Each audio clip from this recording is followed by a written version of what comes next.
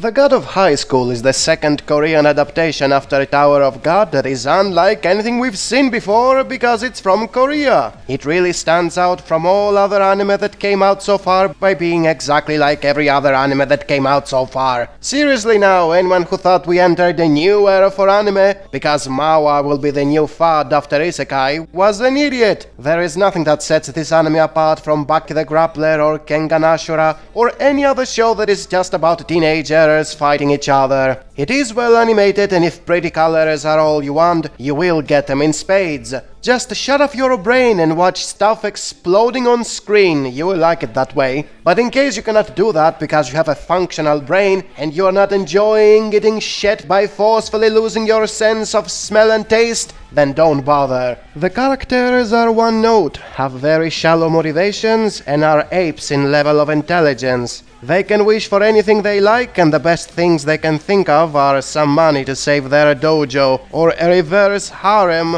They realize superpowers exist only when they see many contestants using them. It's something they should have known since all previous tournaments were airing on television and were very popular. They weren't hidden from the public, they were broadcasted worldwide, therefore they should have known about the superpowers. The protagonist says he doesn't want to borrow powers from others and wants to instead get stronger on his own, and then proceeds to get a cheap power-up by eating a devil fruit and never points out his hypocrisy. Most land devastations by superpowers are covered up by the media and are labeled as invasions from the north. And by north they mean North Korea. Which means every time a mountain blows up, it's just North Korea nuking the country. And that is enough for nobody to panic. What a great cover-up. Contestants are constantly injuring their opponents outside the tournament, and yet nobody reports them so they can be disqualified. Not even the victims. Which means the tournament is so just, you can just win without having to follow any rules or play fair. I mean, why would they say they got attacked? When it's just gonna be covered up as an invasion from North Korea, no reason to panic.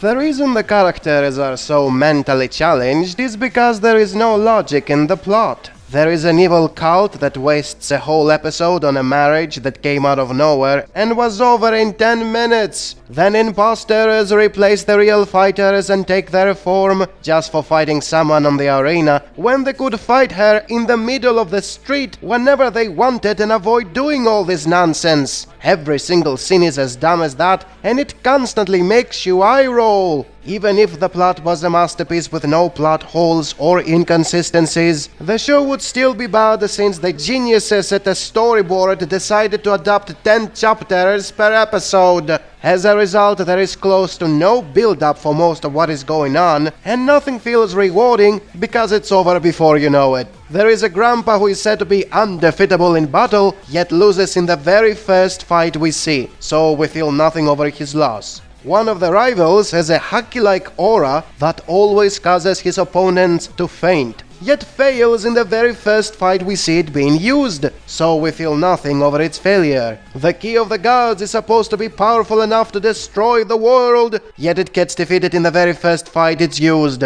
so we feel nothing over its failure. Even the action part, the highlight of the show, is far from the best thing ever. There is a power scouter of sorts that measures one's endurance and battle power. Those numbers never play a role in the fights, because if they did there would be no point in the fighting. They would just declare the winner based on the bigger number. Thus the numbers are useless, and every victory comes down to because the plot said so. The way people obtain superpowers comes down to randomness. Some never get it no matter how much they train, and some get it without doing anything. Wonderful! It basically works however it suits the plot. Which is also why people get power-ups in the middle of the fight without prior knowledge of what they gained.